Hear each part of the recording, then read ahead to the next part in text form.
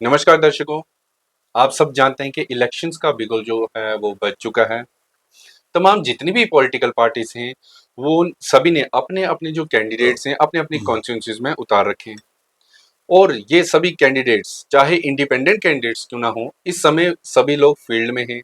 Nowshera constituency की अगर मैं बात करूं, आने वाली 25 तारीख को जो है लोग अपना जो कीमती मतदान है वो देंगे। लेकिन आज हमारा इस वीडियो को बनाने का खास मकसद ये है कि जिस तरह से आप सभी जानते हैं कि कई बार क्या होता है कि हमारी लीडरशिप लोगों को सेटिस्फाई करने में फेल हो जाती है, और इसी कारण कई जो वोटर्स हैं उनका ये कहना होता है कि हमारे तो काम नहीं हुए, हम वोट क्यों दें। मोस्टली हमने ये चीज देखी कि वो लोग वोट देते ही नहीं। इसी चीज पे आज हम चर्चा करेंगे। हमारे बीच में आज मौजूद हैं डॉक्टर ओपी शर्मा जी, रिटायर्ड एएमओ। और मैं आपको इनके बारे में बताना चाहता हूं, ये एक सोशल वर्कर भी हैं, रिसर्चर भी हैं, और इसके साथ साथ ये एक लाइफ लॉन्ग स्टूडेंट भी हैं। लाइफ लॉन्ग स्टूडेंट से बात करें, इतनी बड़ी पोस्ट से सर जो है रिटायर्ड भी हैं, बट स्टिल इन्होंने जो अपना एक एजुकेशन को लेके जो इनका लगाव है अभी तक जो है वो इनका चल रहा है। पहले तो सर आपका बहुत बहुत स्वागत है, आपने अपना कीमती टाइम दिया। सर, इलेक्शंस जो हैं वो स्टार्ट हो चुके हैं। कई बार हमने देखा है कि लोग जो हैं उनके लीडर्स के साथ नाराजगी होती है। अब चलो उसकी चीज के तो कई कारण होते हैं। मैं आपसे जानना चाहता हूं कि एक जो वोटर है उसकी क्या ड्यूटीज हैं, क्या उसकी पावर्स हैं। जिस तरह से अक्सर जो लोग हैं वो उसको स्किप कर देते हैं, वोट नहीं देते। जी। नमस्कार अंकुश जी।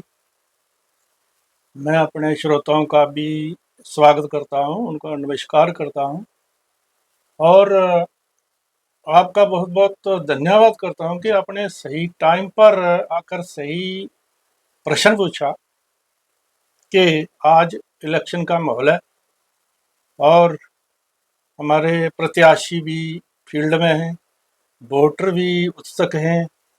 कई वोटरों में कंफ्यूजन भी रहता है, असमंजस में रहते हैं, क्या करें, किसको वोट दें, किसको वोट ना दें।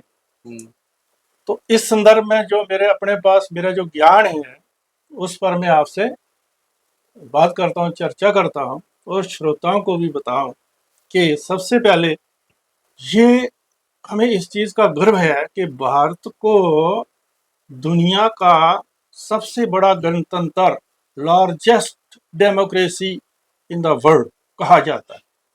क्यों कहा जाता है लार्जेस्ट? लार्जेस्ट का मतलब तो आप लोग ये लेंगे कि भारत तो सबसे बड़ा देश है। एक बात सही है, भी ठीक है, ठीक है, एरिया के हिसाब से भी बड़ा है और पॉपुलेशन के हिसाब से भी बड़ा है। लेकिन दूसरी जो सबसे बड़ी बात है लार्जेस्ट होने का मतलब कि हमारी लार्जेस्ट डेमोक्रेसी है कि हम सेकुलर डेमोक्रेटिक रिपब्लिक है। मतलब यहाँ पर सेकुलर का मतलब हुआ कि यहाँ पर हर किसी को, वो चाहे किसी भी जात बरादरी का होगा, उसको अपना मत देने का अधिकार है। जी बिल्कुल। जैसे कई और अन्य देश हैं वो भी अपने आप को तो डेमोक्रेटिक देश कहलाते हैं, लेकिन सचमुच में वो डेमोक्रेटिक नहीं होते। वो कहीं ना कहीं उनके साथ अपने पीछे तो धर्म जुड़ा होता है कि किसी विशेष धर्म के लोग ही वो मत का प्रयोग कर सकते हैं। लेकिन भारत में लार्जेस्ट डेमोक्रेसी का अर्थ ये भी है कि इसमें भिन्न भिन्न प्रकार की जातियों प्रजातियों के लोग रहते हैं जिनको बराबर के अधिकार मिले हुए हैं। वोट देने का अधिकार सबको है, कोई हिंदू, मुस्लिम, सिख, ईसाई, पुरुष, महिला, सबको वोट देने का अधिकार। अब हाँ, सबसे पहले मैं एक और बात बताऊं कि मैं यहाँ जो बात करने जा रहा हूँ ना, मैं किसी पार्टी विशेष के नॉन पॉलिटिकल बात करता हूँ। जी जी जी। वो मुझे इस संदर्भ में कबीर जी की पंक्ति याद आ रही है, दो पंक्तियां कि कबीरा खड़ा बाजार में, अच्छा, सबकी मांगे खैर, ना किसी से दोस्ती ना किसी से बैर। जी जी। ये बात मेरी है। मेरा बोलने का औचित्य ओनली सिर्फ यही है कि अपने मतदाताओं को ये बताऊं कि प्रत्याशी क्या होता है, जी वोटर क्या होता है, उसके अधिकार क्या होते हैं, उसके कुछ कर्तव्य भी हैं। जी जहाँ अधिकार होता है वहाँ कर्तव्य होता है, जहाँ कर्तव्य होता है वहाँ हाँ, अधिकार भी अधिकार होता भी है। होते हैं। जी जी बिल्कुल। तो सबसे बात करते हैं हम पहले एक वोटर के अधिकार की, जी जी कि वोटर को क्या अधिकार है। सबसे बड़ा अधिकार तो ये है कि वो वोटर है, वो वोट देता है, उसके वोट से ही सरकार बनती है और बिगड़ती है। तो वो वोटर के वोट से ही बनती बिगड़ती है। तो अगर वोटर किसी कारणवश कहे जी छोड़ो पर क्या फर्क पड़ता है, मैं वोट नहीं वोट ही दूंगा, नहीं दूंगा। This is very bad. Hmm, vote देने का अगर आपको अधिकार दिया तो उस अधिकार को आपको प्रयोग भी करना चाहिए। अगर प्रयोग नहीं करोगे तो आपका अधिकार गया। जी जी और हर कोई चाहता है कि हमारी देश की जो सरकार है वो बहुत बड़ी बढ़िया सरकार होनी चाहिए, अच्छी सरकार होनी चाहिए और लोगों में खुशहाली होनी चाहिए। ये चीजें तब भी होती हैं जब सबके सब वोटर पार्टिसिपेट करे। आदर्श तो यही है कि 100% 100% वोटर जो है वो वोट का अपने का वो उसका प्रयोग करें। हम्म, तो किसी भी सूरत में ये नहीं सोचना चाहिए मैं वोट दिया देने गया तो क्या होगा, नहीं नहीं गया तो क्या होगा, और बहुत है वोट देने जी वाले, जी ऐसा नहीं कहना चाहिए। मेरा अधिकार है, मेरा अधिकार है, हम्म, दूसरे का अधिकार है, दूसरे का अधिकार है। दूसरा उसका अधिकार ये है कि उसको वोट डालने की जो सुविधाएं हैं ना, वो सरकार को चाहिए कि उसको वोट देने की सुविधाएं प्रदान करे। जी जैसे जी पोलिंग स्टेशन है, हाँ हाँ बिल्कुल। गवर्नमेंट स्टैब्लिश करने हैं। हम्म जैसे प्रत्याशी हैं, हम्म, कैंडिडेट इलेक्शन लड़ रहे हैं, वो दूसरी बात है, कैंडिडेट फील्ड में आते हैं, वो अपना अपना प्रचार करते हैं, लोगों को ठीक पता ठीक चलता है। ठीक है। अदरवाइज सरकार की भी ये ड्यूटी है और उसका वोटर का अधिकार है कि उसको पता होना चाहिए कि इस क्षेत्र में कौन कौन प्रत्याशी फील्ड में है, ठीक है उनकी कौन सी पार्टी है, उनके चुनाव चिन्ह क्या है। ये बेसिक चीजें उसको पता होना चाहिए। ठीक है। ये उसके राइट है, जी उसको कोई मना नहीं कर सकता। हम्म दूसरा, किसी भी बेस पर जात जात हम्म, बरादरी या किसी भी बेस पर किसी वोटर को कोई भी आदमी, कोई भी अथॉरिटी उसको मना नहीं कर सकती अपना वोट देने से। ठीक है। कोई उसको ये नहीं कह सकता उस पोलिंग बूथ पर जाके भी आपने पर्टिकुलर किसी एक पार्टी को या किसी एक कैंडिडेट को वोट देना है, ये कोई ठीक है किसी को नहीं कर नहीं, उसकी मर्जी है कहाँ मत वोट दे रहा है। Democratic right. डेमोक्रेटिक है, उसको पता होना चाहिए, उसको हम्म, ये तो उसको पता होना चाहिए कैंडिडेट कौन कौन से हैं। जी जी बिल्कुल हाँ। आगे वो कैंडिडेट कैसे हैं वो दूसरी बात है। वो एक अलग है। कोई एमएलए बनता है, कोई एमपी बनता है, कुछ भी बनता है, उसकी भी एक ड्यूटी बनती है कि भाई यहाँ से मैं चुन के गया हुआ हूँ, जिन लोगों ने मुझे यहाँ भेजा हुआ है उसको आम आदमी से हॉनरेबल बनाया हुआ है। हम कहते हैं हॉनरेबल एमएलए, हॉनरेबल जी एमपी। जी हॉनरेबल क्यों है? हॉनरेबल इसलिए है कि वो हमारा प्रतिनिधि है, वो हमें रिप्रेजेंट करता है। कहीं पर हम लाखों में संख्या होगी, वो एक होगा, इसलिए वो हॉनरेबल है। जी जी अच्छा ठीक अब हॉनरेबिलिटी उसकी जो होती ना, वो तब रह सकती है, वो रहनी चाहिए कि जब वो लोगों के काम भी करेंगे। ठीक है। काम मतलब ये नहीं किसी का निजी काम करेगा। पब्लिकली अब लोगों को सुविधाएं चाहिए होती है, वो उनको सुविधाएं उनको देनी है।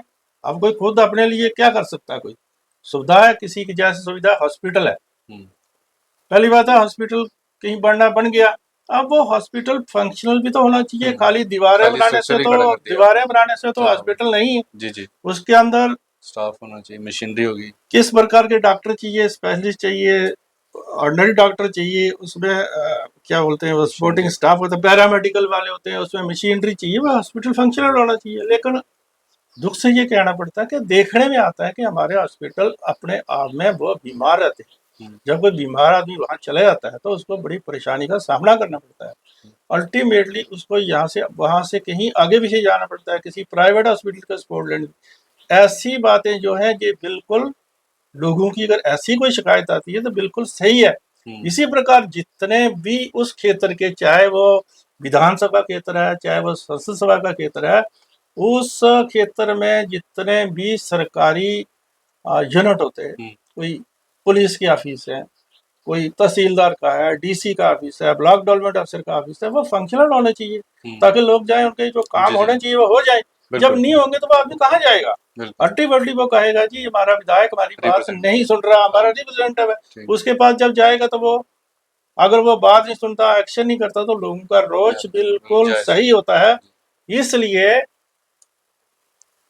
जो चुन के जाते हैं, चाहे वो एमपी है चाहे वो एमएलए है, उनको चाहिए कि अपनी अपने अपने क्षेत्र की कंप्लीट योजना, जिसको प्लानिंग, उसकी प्लानिंग रहनी चाहिए कि मेरा क्षेत्र कहाँ से कहाँ तक है, किस किस चीज़ की जरूरत है।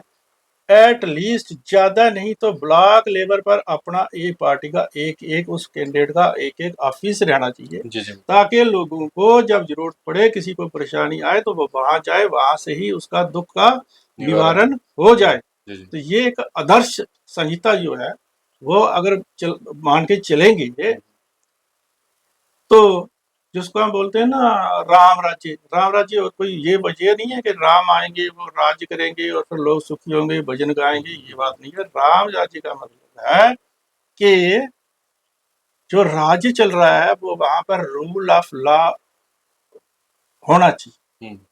गवर्नेंस जो है वो कानून से रहनी चाहिए, ना कि व्यक्ति से रहनी चाहिए। जी बिल्कुल। हाँ। कोई कहता है जी नौकरी नहीं मिल रही है, कोई एप्लीकेशन लेके जाते हैं एमएलए के पास, में नौकरी दे दो, तो अगर कोई आदमी एमएलए के पास नौकरी, एमएलए या किसी के पास भी जाएंगे, तो टोटली इलीगल है। हम्म क्योंकि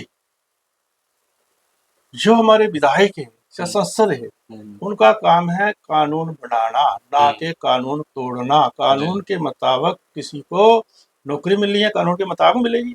हम्म, किसी की प्रमोशन होनी है तो वो कानून के मुताबिक होगी, किसी की ट्रांसफर होनी है तो वो कानून के मुताबिक होगी। जी जी ना कि किसी की एप्लीकेशन देने से। आज देखने में आता है ना हम्म, कि डेली वेजर का बहुत बड़ी फौज बैठी हुई है, जी जी वो हाँ ये कह रही है जी हमें पक्का करो। हाँ तो इस पर क्या है, इस पर असली बात ये है कि ये शुरू से ही गलत काम हुआ है कि डेली वेजर लगाए क्यों। हम्म एमएलए का ये थोड़ी काम है डेली वेजर भर्ती करना। उनको, हम्म उनका काम है इसको सही ढंग से उसको गाइड करना। भाई नौकरी के लिए रिक्रूटमेंट बोर्ड होते हैं, पब्लिक सर्विस कमीशन होता है, ना कि उसको किसी एप्लीकेशन में लिख दें किसी ऑफिसर को, तो वो ऑफिसर आगे, वो भी फिर आगे करप्शन का बेस बनता है यार। हम्म, अगर मैं फॉर एग्जांपल मैं कोई विधायक हूँ, ठीक है। मेरे पास कोई कैंडिडेट आता है, मैं उसकी रिकमेंडेशन किसी पर्टिकुलर ऑफिसर को करता हूँ, वो ऑफिसर अगर करप्ट होगा ना, तो वो सोचेगा यार आज तो मेरी चांदी, चलो दाल लगा लेते हैं, कहीं ना कहीं वो कुछ ले दे के काम करेगा, मुफ्त में नहीं करेगा, क्योंकि मैं उसको कंपेल नहीं कर सकता यार मेरे आदमी को लगाओ, हम्म क्योंकि जो गलत कर रहा हूँ। जी जी इसलिए ये तरीके अगर किसी के दिमाग में ऐसी चीजें हैं तो उनको निकाल देना चाहिए, ये गलत है। हम्म बाकी जो जर्नल काम होते हैं डेवलपमेंट के, कुछ सड़कें बननी है तो वो लोग खुद तो बना नहीं सकते, वो तो इन लोगों ने इनकी प्लानिंग करनी है, ना कि किसी एमएलए एमपी ने खुदा के सड़क तो बनानी जी नहीं है। जी वो हाँ उसके हाँ लिए डिपार्टमेंट बैठे हुए हैं, हम्म इन्होंने प्लानिंग बनानी है, उसके लिए फंड्स रिलीज करने हैं, तो सड़कें बनेगी कहीं, जिस चीज की। अब तो बात करते हैं, हम आजकल की बात करते हैं कि मेन जो लोगों को बेसिक नीड्स है, हम्म, वो है बिजली बिजली और पानी। पानी। हाँ तो बिजली और पानी दोनों की समस्या जहां जाओ वहां पर है। हम्म पानी ऐसे मिलता है जैसे कोई प्रसाद होता है ना, कोई 15 दिन में पूर्णमासी के दिन मिलेगा जी, तब हम्म ऐसे ही पानी मिलता है, या पानी आता ही नहीं है। क्यों नहीं, पानी डेली आना चाहिए, हम रोज पानी पीते हैं, कोई एक ही दिन थोड़ी पीते हैं। महीने में 3 बार पानी पियेंगे जी, बाकी हम पानी का व्रत रखेंगे, ऐसा तो नहीं है। हम्म लेकिन पानी नहीं मिलता, सच्चाई है। कोई जा क्यों नहीं मिलता पानी? पानी इसलिए नहीं मिलता कि पानी का जो डिपार्टमेंट है वो प्लानिंग से काम नहीं करते। उनको ये पता ही नहीं है कि हमारे एरिया में फॉर एग्जांपल कोई एग्जीक्यूटिव इंजीनियर है, एग्जीक्यूटिव इंजीनियर का उसको पता है मेरे अंडर, मेरे फील्ड में कितने फैमिली सवाल करती हैं, उनको टोटल रिक्वायरमेंट पानी की कितनी बनती है डेली, और मेरे पास पानी कितना है देने के लिए। अगर कमी है तो उसको कैसे दूर करेंगे, और नए एडिशनल वो डगवेल बनाएंगे, पानी की सप्लाई करेंगे। हम्म इसी प्रकार बिजली का काम भी है, वो भी डिफेक्टिव रहती है। तो अगर उनको पता होगा भी टोटल बिजली की डिमांड कितनी है, उसके लिए हमारी सप्लाई कितनी है, कितनी और जरूरत है, तो उसके लिए प्रबंध करना चाहिए। हम्म, तो ये नटशल में है कि वोटर को क्या करना चाहिए, और जो विधायक हैं, संसद हैं, उनकी क्या ड्यूटी बननी चाहिए। कम से कम कोई भी चुन के जाता है, 5 साल के लिए जाता है, ये मानते हैं ठीक है, वो रोज रोज थोड़ी आ सकता है, बट हम्म उसके अपने संपर्क सूत्र रहने चाहिए, हम्म, उसके अपने ग्रीवेंस रिड्रेसल सेल रहने चाहिए। लोगों को पता होना चाहिए अमुक पार्टी का या अमुक कैंडिडेट का जहाँ पर एक ऑफिस है, मुझे उसको उससे कोई काम पड़ता तो वहां जाऊंगा। तो उस ढंग से उनके दुख का निवारण होना चाहिए। ये जी है एक आदर्श आचार संहिता किसके लिए? वोटर्स के लिए भी, ठीक। और जो विधायक हैं, जो एमपी हैं, जो बन जी। जाते हैं, तो उनके लिए भी ऐसा रहना चाहिए। ठीक है। ऐसा रहेगा अ, तो राम राज्य बनेगा, अवश्य बनेगा, नहीं तो ये चलता रहेगा, रोना धोना ये लगा रहेगा। ठीक।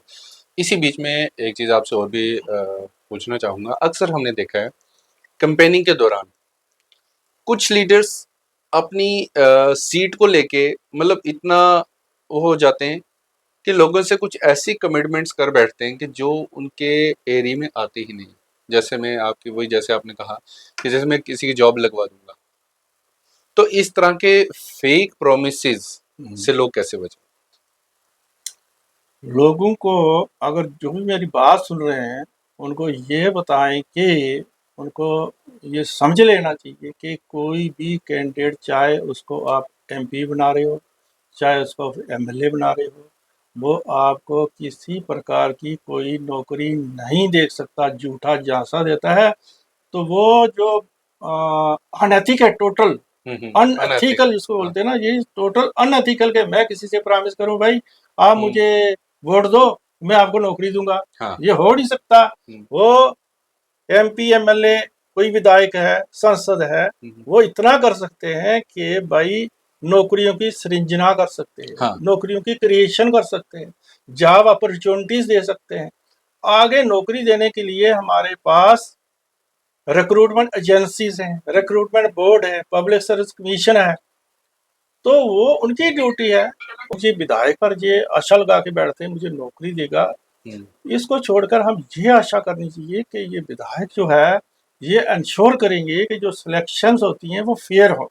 कहीं हेरा फेरी होती है, कहीं गड़बड़ होती है, तो उस पर ठीक है, हमारे पास कोर्ट हैं और कंप्लेंट करने के तरीके हैं, बट इनको भी चिंतित रहना चाहिए कि भाई फलानी फलानी पोस्टों के लिए इंटरव्यू हो रहे हैं, उनकी सिलेक्शन हो रही है, ध्यान में रहना चाहिए कि सिलेक्शन सही होनी चाहिए कि सही नहीं होनी चाहिए। अगर कहीं गड़बड़ लगती है तो उनको इंटरफेयर करना चाहिए, उसमें ये तो कर सकते हैं। इस तरह जैसे अगर मैं बात करूं, सपोज करो कोई एक आदमी जाता है किसी कैंडिडेट के पास, अब ये जो हमारे रिप्रेजेंटेटिव है, जी जी अगर कोई जॉब के लिए जाते हैं, जी हमारे बच्चे की जॉब लगा देना, जी तो एक कैंडिडेट जो है, जो हमारे रिप्रेजेंटेटिव बात जी करूंगा, तो रिप्रेजेंटेटिव का क्या रिप्लाई होना चाहिए उस पर? रिप्रेजेंटेटिव का रिप्लाई रिप्लाई ये होना चाहिए कि भाई साहब, मैं कोई रिक्रूटमेंट बोर्ड नहीं हूँ, मैं कोई पब्लिक सर्विस कमीशन का सेक्रेटरी नहीं हूँ, मैं विधायक हूँ, मेरा ये काम नहीं है, मैं किसी को नौकरी नहीं दे सकता। जब भी नौकरी की विज्ञापन निकलते हैं, एडवर्टाइज होती हैं, आप वहाँ पर अप्लाई, उसको गाइड कर सकता जी है जी, गाइड करें। कि हाँ।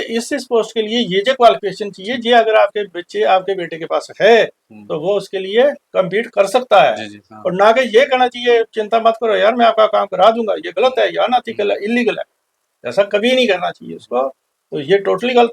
जी जी। दूसरा, सिमिलरली कई लोग क्या होते हैं कि कहीं प्रमोशन होती है, उसमें भी लोगों का सहारा लेने की कोशिश करते हैं, तो आगे से निराशा मिलती है, तो मिलनी चाहिए, लेकिन इनका कसूर ये होता है कि ये खोल के ये नहीं कहते भाई ये प्रमोशन मैं नहीं कर सकता किसी की।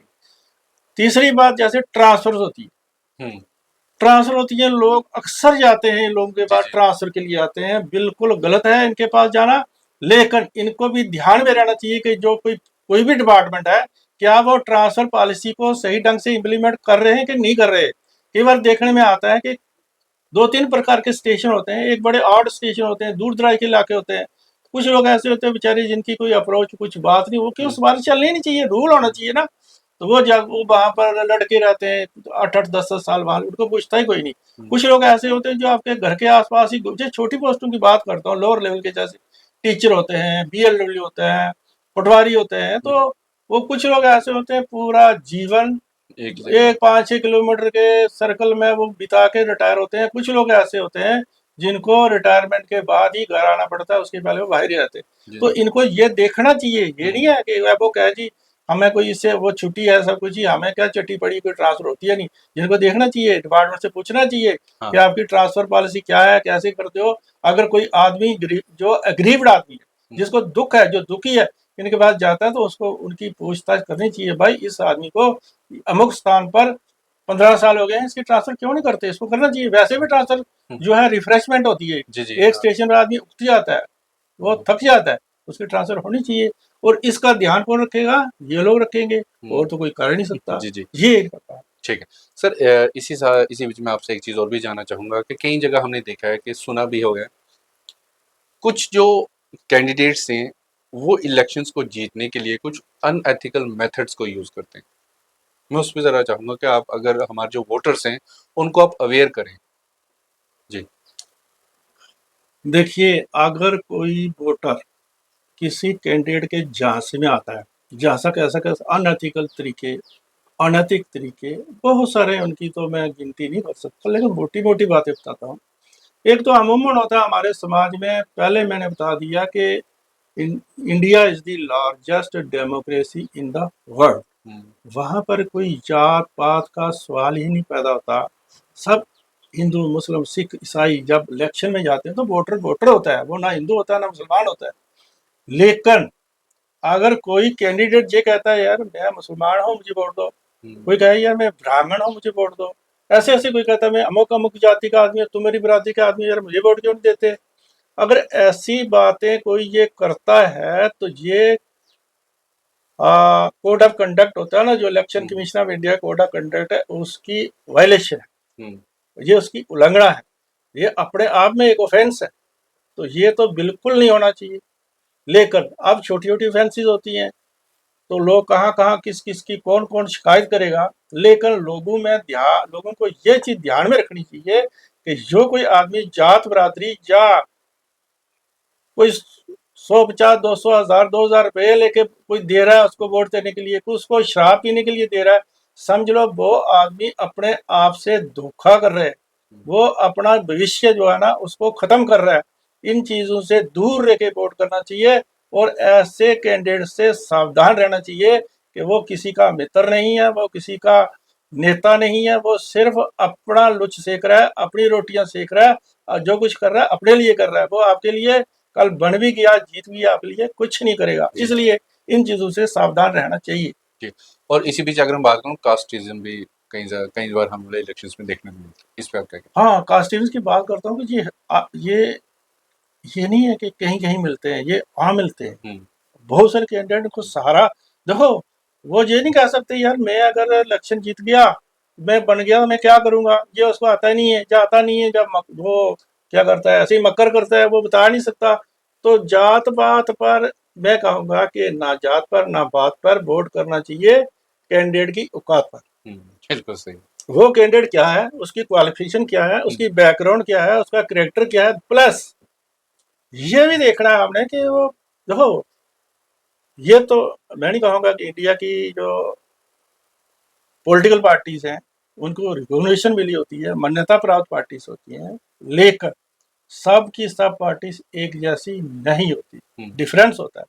तो कैंडिडेट को देखकर, उसकी पार्टी को देखकर, पार्टी के करेक्टर को देखकर, उसके नेचर को देखकर, उसके इतिहास को देखकर ही देखना चाहिए यार मैं जो वोट कर रहा हूँ मैं अपनी रोटी के लिए नहीं, अपने घर के लिए नहीं वोट कर रहा हूँ, मैं अपने देश के लिए वोट कर रहा हूँ।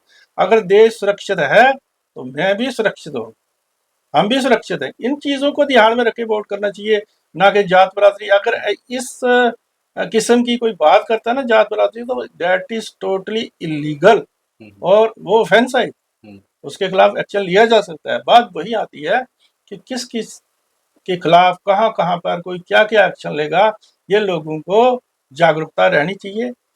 मेरे हिसाब से हमारे देश में जो पॉलिटिकल एजुकेशन है ना उसकी बहुत बहुत कमी है जी। अभी पॉलिटिकली लोग, मैं कहता हूँ अभी एक पॉलिटिकल लिटरेसी की बात करते हैं और जनरल लिटरेसी की बात करते हैं कि हमारी शायद जनरल लिटरेसी को 70% के आसपास है शायद। अच्छा। हो सकता है मुझे सही डाटा पता ना हो, लेकिन 70% लोग हिंदुस्तान जी, में जी। पढ़े लिखे हैं, 30% अभी नहीं पढ़े। अच्छा। पॉलिटिकल एजुकेशन की बात करें तो मैं तो कहूँगा कि 30% भी लोग पॉलिटिकली अवेयर नहीं है, इवन पढ़े लिखे भी लोग जो है ना वो उसकी जो क्या पॉलिटिक्स क्या है इसको जानते नहीं है। ये चीज़ हमने भी कई बार देखी ना, जैसे जो एजुकेटेड यूथ होता है, वो पॉलिटिक्स में मतलब आता ही बहुत कम है। इस पे आप क्या कहना चाहेंगे? कि देखो यूथ को किस तरह से एक्टिव रहना चाहिए इसमें? एक ट्रेंड देखने को मिलता है, तो उसको देख के चिंता होती है कि देश का भविष्य कैसा होगा, कि लोग जो हैं पॉलिटिक्स में हिस्सा लेना छोड़ रहे हैं, कम हो रहे हैं। तो जहाँ कैंडिडेट की जो वोटर है ना वो भी सोचते हैं छोड़ो पर यार क्या करना, आगे ही बहुत वोट दीजिए, क्या करते हैं ये, करते क्या है, कुछ नहीं करते। इसलिए वो पीछे हो रहे हैं, वो मतलब इंटरेस्ट नहीं ले रहे, न्यूट्रल हो रहे हैं वहां हुँ, पर। हुँ, एक पॉलिटिकल क्या उदासीनता बोलेंगे उसको, हुँ, न्यूट्रलिटी बोलेंगे उसको, वो लोग छोड़ रहे हैं, छोड़ो पर क्या करें, जाना नहीं वोट करने के लिए। अक्सर आपने देखा होगा जब ट्रेंड आते हैं ना, जब रिजल्ट आते हैं ना, तब देखना कि जो म्यूनसिपल एरियाज हैं, जो टाउन एरियाज हैं, वहाँ पोलिंग परसेंटेज कम होती है, हालांकि वहाँ ज़्यादा होनी चाहिए। हुँ, रूरल एरिया में पोलिंग परसेंटेज ज़्यादा होती है, वो घट रही है। अच्छा। घटने का कारण घटने का कारण ये है कि पॉलिटिकल जो हमारे आगे जो जाते हैं लोग, जो नेतागण हैं, उनका बिहेवियर कैसा होता है, उनको बिहेवियर को देख के लोग सोचते हैं केस पे वोट देना, क्यों वोट हुँ, देना। ये जो ट्रेंड है, ये जो सोच है, ये जो बिहेवियर है, खतरनाक हुँ, हुँ, है। अगर लोग ऐसे ही करेंगे तो देश का बढ़ेगा क्या? जी, जी। ये गलत है। हुँ, कि ऐसी सोच नहीं रहनी चाहिए। अच्छे लोग पॉलिटिकल फील्ड में, अच्छे लोग मीन्स के वेल एजुकेटेड लोग, एजुकेटेड हाँ। वैसे लोग फील्ड में, ये दो बहुत सारे कारण हैं, उसमें से एक बड़ा कारण ये है कि ये जो झूठ अक्सर देखते हैं कि पॉलिटिशियन जो है इलेक्शन लड़ने के टाइम वो झूठ बोलते हैं। हुँ, तो वो जो अच्छे लोग हैं वो झूठ नहीं बोल सकते। हुँ, वो सही ना, मैं झूठ से बोलता नहीं था, मैं कैसे, मैं तो जीतूंगा ही नहीं, है ना, इसलिए वो फील्ड में आते ही नहीं है, अच्छे लोग आगे नहीं आते। हुँ, हुँ, एक ये बड़ा कारण है। दूसरा ये कारण है कि इलेक्शन लड़ने के लिए बहुत पैसा चाहिए। हुँ, नहीं लड़ना चाहिए पैसा। मैं तो कहता हूँ कि ऑर्डिनरी आदमी जो है खाली अपना इलेक्शन मैनिफेस्टो बना के अपने सर्कुलेट कर दे, बस उस सिचुएशन उन लेवल तक लोग हमारे पहुंच जाए कि उसका खाली मैनिफेस्टो पढ़े कि हुँ, हाँ भाई इसका मैनिफेस्टो ये है, ये कैंडिडेट को भी हम जानते हैं, ये बहुत अच्छा है, हुँ, इसका मैनिफेस्टो भी अच्छा है, इसको चुनते हैं। ऐसा हो जाए, जो तो है ही नहीं, पैसे खर्च होते हैं बहुत हुँ, पैसे, वो आम आदमी तो वहां पहुंच सकता ही नहीं, कैंडिडेट बन सकता ही नहीं। हुँ, ये इस चीज पर चिंता करने की जरूरत है, जी, एवरी लेवल। जी, जी। एक सवाल मैं आपसे और पूछना चाहूँगा, लोगों में अवेयरनेस होना जो उनके बेनिफिट जैसे गवर्नमेंट क्या करती है कि अलग-अलग जो स्कीम्स हैं, वो आम जनता के लिए लाती है। लेकिन जब हम लोगों के बीच में जाते हैं, लोगों का ये रहता है कि जो एक डिज़र्विंग अ, पर्सन है, उसको वो बेनिफिट नहीं मिल रहा। उस पर किसी भी आप पर्टिकुलर स्कीम को ले लो और जो डिज़र्व नहीं करता है, वो उसका बेनिफिट लेके बैठा हुआ है। इस पे आप क्या कहना चाहेंगे? जिस पर ये है, मेरा अपना प्रैक्टिकल काम करने का एक्सपीरियंस है कि अगर जो हमारे कोई डेवलपमेंट के काम चल रहे होते हैं ना, हुँ, हुँ, उसमें अगर लोगों की पार्टिसिपेशन हो ना, तो वो काम की क्वालिटी, गुणवत्ता उसकी बहुत बढ़िया होगी। हुँ, अगर लोग उसमें पार्टिसिपेट नहीं करते, तो पता ही नहीं है मेरे घर के आसपास कोई सड़क बन रही है, हुँ, कुछ ही नहर बन रही है, कोई बिल्डिंग बन रही है, तो मैं सोचता हूँ सरकारी काम है यार, मुझे क्या चट्टी है वहाँ जाने की, हुँ, वो मेरा काम है। सरकारी काम मीन्स मेरा काम, क्योंकि जो भी पैसा खर्च होता है वो मेरा पैसा है, मैं टैक्स पे टैक्स पे करता करता हूँ, हूँ। मेरे हुँ, टैक्स से लोगों को तनख्वाह मिलती है, मेरे टैक्स के जैसा, टैक्स से ही ये सब काम चलते हैं। इसलिए मेरी पार्टिसिपेशन वहाँ पर बहुत जरूरी होती है। परंतु एक बात और है, इस पार्टिसिपेशन की ये फैसिलिटेशन भी चाहिए। हुँ, अगर आप कहीं, कई बार ऐसा होता है, आप कहीं जाते हो ना, कहीं काम हो रहा है, कहीं काम चल रहा है, आप जाकर पूछते हो ये क्या हो रहा है, वो क्यों, कहते हैं आप कौन होते पूछने वाले भाई, जी, जी, हाँ, ये आप जाइए अक्सर अपना घर अपना काम करो, हुँ, मैं अपना काम कर रहा हूँ, मैं हुँ, ये वो फलाना ढींगा, जी, ये जी, मैं वीडियो, आप क्या। तो उस पर क्या होना चाहिए कि उस पर रोल आता है इन विधायकों का, इन संसद, इनको, ये माननीय लोग हैं, इनका रोल क्या आता है, उनकी बनाई हुई अपनी समितियां रहनी चाहिए, और कंसर्न डिपार्टमेंट को एक आ, इस पर एक कुछ ना कुछ कहीं लेजिस्लेशन रहनी चाहिए हुँ, कि भाई ये काम होते हैं, लोग कैसे पार्टिसिपेट करेंगे, अगर जाएंगे तो अगले बोलेंगे यार ये इंटरफेयर कर रहा है मेरे काम में, वो हुँ, कहीं मुकदमेबाजी में आ जाते हैं हाँ, यार, पुलिस में पर्चा देते हैं यार, मेरा हरासमेंट काम कर हो रहा लेते था। हैं। हाँ, ये इन्होंने रोक सोचते हैं, दिया। लोग सोचते हैं यार इतनी दुनिया रहती है, क्योंकि सब लोग एक जैसे नहीं होते, हर गाँव में हर मोहल्ले में कुछ दो चार लोग उसको एलीट बोलते हैं, जो उनके जो ज्यादा समझ रखने वाले, ज्यादा सूझ रखने वाले लोग होते हैं, वही जाएंगे वहां पर। हुँ, वह वो वहां जाएंगे, उनको आगे हरासमेंट होगी तो वो दोबारा जाएंगे नहीं। यहाँ पर रोल आता है इनका, एमएलए से एमपीज का रोल आता है।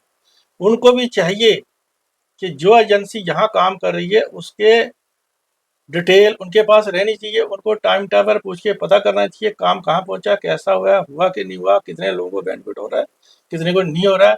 ये जो लोग हमारे पास रिप्रेजेंटेटिव हैं और हम इनको भेज रहे हैं आपके पास देखने के लिए काम सही हो रहा है नहीं हो रहा, तो इनको जरा वहाँ जाने दो, देखने दो, ये हमें रिपोर्ट करेंगे। पर बाद देखो कितना काम बाद बढ़िया में होता है। यही चीज होती है, जो रिप्रेजेंटेटिव है फिर लोग कहते हैं कि उन मतलब रिप्रेजेंटेटिव ग्राउंड में नहीं आया जब काम हो रहा है, लेकिन कहीं ना कहीं अगर वो बैठे तो उन तक ये बात पहुंचाना लोगों का नहीं, फर्ज है। वो लोगों का ये है कि हाँ वो जो हमारे रिप्रेजेंटेटिव हैं हाँ। उनकी तो ये ड्यूटी बनती है कि हम्म, वो कैसे उसको देखेंगे। अब ये कितना बड़ा एरिया होता है, वो खुद तो देख नहीं सकते, हाँ। फिर अपनी आंखें वो लोगों में लगा सकते हैं, या ये हम्म, मेरी आंखें मैं देख रहा हूँ इसको, ऐसा हो सकता है। जी जी। ऐसे विधायक, ऐसा वो काम विधायक है, सांसद है, कोई भी है, वो ऐसा काम कर सकते हैं, तो लोगों को अथराइज कर सकते हैं। जी जी। तो उसका इन चीजों की डिटेल जो है ये कंसर्न एडमिनिस्ट्रेशन है, जैसे डिप्टी डेवलपमेंट कमिश्नर होते हैं, हम्म, एडिशनल डिस्ट्रिक्ट डेवलपमेंट कमिश्नर होते हैं, तहसीलदार जितने भी हैं, इनके पास रहना चाहिए भाई, ये लोग हैं,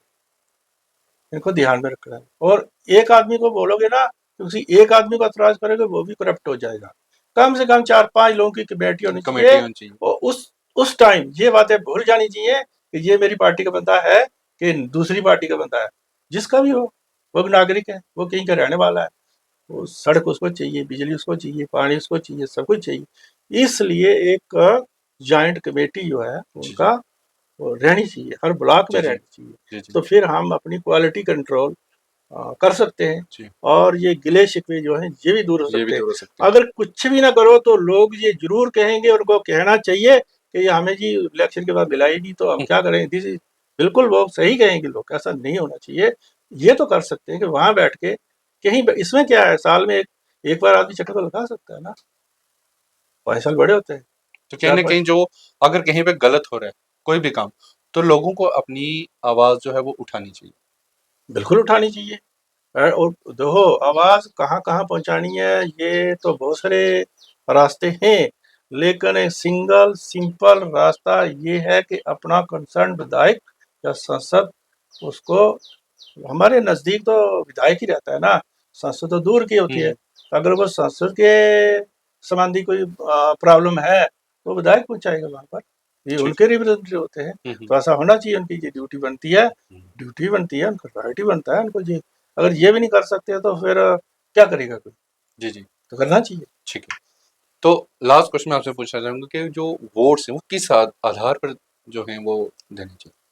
वोट जो देना है ना, जैसे कहा कि वोट हमारा अधिकार है, ये हमारा कॉन्स्टिट्यूशनल राइट है, हम्म, उसको लाइटली में नहीं लेना चाहिए हम्म, यार, जा या जिसको बटन दबाया वो जा, ये वो सब उधर, कोई मेरे फैमिली वाले सारे एक, मेरे सब रिश्तेदार इस कैंडिडेट को दे रहे हैं तो मैं भी इसी को दूंगा, या हमारा पिछली हमारी फैमिली हिस्ट्री है कि हम हम्म, शुरू से इसको वोट देते आएंगे तो आगे भी इसी को देंगे। अब इसको वोट का जो हम कहते हैं ना, इंग्लिश में वोट देना था, हिंदी में कहते हैं उसको मतदान कहते हैं। मतदान। मतदान मीन्स अपने माइंड को अप्लाई कीजिए और देखिए कि कौन सा कैंडिडेट कैसा है। वो लगभग, क्योंकि जब इलेक्शन होता है ना तो आपका परिचय लगभग लोगों से हो ही जाता है, हम्म, तो अदरवाइज भी पता होता है लोगों को, बाहर से तो आया नहीं होता, आपकी कॉन्स्टिट्यूंसी का ही रहने वाला होता है, तो उसको देखकर करना चाहिए कि इस कैसा आदमी है ये। तो एक तो कैंडिडेट को देखकर, दूसरा उसकी पार्टी कैसी है, उसकी हिस्ट्री क्या है, ये सब चीजों को देखकर अगर कोई आ, क्या बोलते हैं, वोट दे। लॉजिकल, हम्म, वो तर्कशुदा वोटर होना चाहिए, ना कि कोई भेड़ चाल में फंस के वोट कर। नो हम्म, नो भेड़ चाल। जब प्रॉब्लम आती है ना हमें, ये जब गलत लोग को चुन चुन के भेजते हैं तो वहाँ बीच में ये कारण आता है भेड़ चाल। हम्म, इधर एक गया उसके पीछे सब, सारे यहाँ गए। ये तू से कुत्ता पड़ता मैं उतना चल मैं भी तो, ऐसा नहीं होना चाहिए। अपना हम्म, दिमाग लगा, कौन सही है कौन गलत है, किसी पार्टी कैसी है, ये सब कुछ देखकर। कभी कभी हमारे पास इंडिपेंडेंट कैंडिडेट भी आते हैं, हम्म, ये जरूरी नहीं है कोई हर कोई आदमी किसी पॉलिटिकल पार्टी का होगा। किसी कैंडिडेट को किसी पार्टी ने प्रत्याशी नहीं बनाया, कुछ भी कारण हो सकते हैं, लेकिन अगर आपके नजदीक है वो आदमी, तो अगर आपको लगता है यार ये ठीक है, तो व्हाट इज देन। बहुत सारे लोग इंडिपेंडेंट बन के बाद में बड़े काम करते हैं। जी जी। तो इसलिए एक तर्क होना चाहिए ठीक है। कि हमें क्या गलत है, what is wrong and what is right, ये ठीक है। चीज है। ठीक है। तो ये गलत सही को सोचकर ये नहीं कि ये मेरी बरादरी का आदमी है इसको वोट दो, ये मेरे अपोनेंट खानदानी दुश्मनी है, इसको नहीं थी। ये बात ना खानदानी दुश्मनी होती है, ना बरादरी कहीं काम आती है। बरादरी जहाँ काम आती है वहीं आती है। वो उसकी शादी विवाह मुंडान कुछ करना तो वह बरादरी होती है। ये तो बहुत बड़ा फेस्टिवल है इसमें। जी। एट द अच्छा। एंड ए शॉर्ट मैसेज उन व्यूअर्स के लिए जो, अगर मैं बात करूं नौशहरा कॉन्स्टिट्यूंसी की, आने वाली जी 25 तारीख को उनको वोट देने के लिए किस तरह से पार्टिसिपेशन जी, करें? जो मैंने बात कही कि तर्क रहना चाहिए वोट देने के पीछे, भेड़-चाल नहीं रहनी चाहिए। वोट देने के पीछे आपको बिल्कुल जाँच परख के सही कैंडिडेट को, सही पार्टी को वोट देना चाहिए, ताकि बाद में वो कहते हैं ना, अब पछताए क्या हो जब चिड़िया चिड़िया चुग चुग गई गई खेत। खेत। आपने किसी रॉन्ग कैंडिडेट को सेलेक्ट किया, बाद में कहा जी ये बेकार आदमी है, ये सब वैसा है, टींगा है, ये है, वो है। तो बाद में बोलने का कोई फ़ायदा ही नहीं है। आपको जो अधिकार मिला, उस अधिकार को सही ढंग से उसका प्रयोग करो और अपने क्षेत्र को, अपने देश को, अपने राज्य को एक खुशहाल राज्य बनाओ। यही लोग हैं जो जी। हमारे लिए अच्छा वातावरण, राम राज्य भी ला सकते हैं और रावण राज्य भी यही ला सकते हैं। तो अगर हमने राम राज्य के लिए वोट किया तो राम राज्य मिलेगा, रावण राज्य के लिए किया तो रावण ही मिलेगा। हम क्या कर सकते हैं बाद में। जी जी। तो अंत में मैं प्रार्थना करता हूँ कि सर्वे भवन्तु सुखिनः, सर्वे सन्तु निरामया, सर्वे भद्राणि पश्यन्तु, माँ माँ कश्चित् कश्यप दुख भाग भवेत्। सब खुशी रहे, सब सुखी रहे और सब आनंद से रहें, सब खुशहाल रहे। यही मेरी प्रार्थना है। बहुत thank you very much. Doctor OP Sharma ji थे हमारे साथ, इनसे बात करके काफी कुछ हमें भी सीखने को मिला। तमाम जितने भी वोटर्स जो हैं वो इस वीडियो को जरूर देखें। सर ने कितने ब्रीफली आपको जो है वो पूरा अवेयर किया है, और सर ने अपनी तरफ से, मुझे लगता है आपने तो अपना 100% दे दिया आप लोगों को अवेयर करने के लिए। सो इसी तरह से हम भी अपने चैनल के माध्यम से आपसे यही रिक्वेस्ट करेंगे कि अपने मत का जो सोच समझ के जो है वो दान कीजिए। तो जुड़े रहिए हमारे साथ, हमें दीजिए इजाजत। जय हिंद, जय भारत।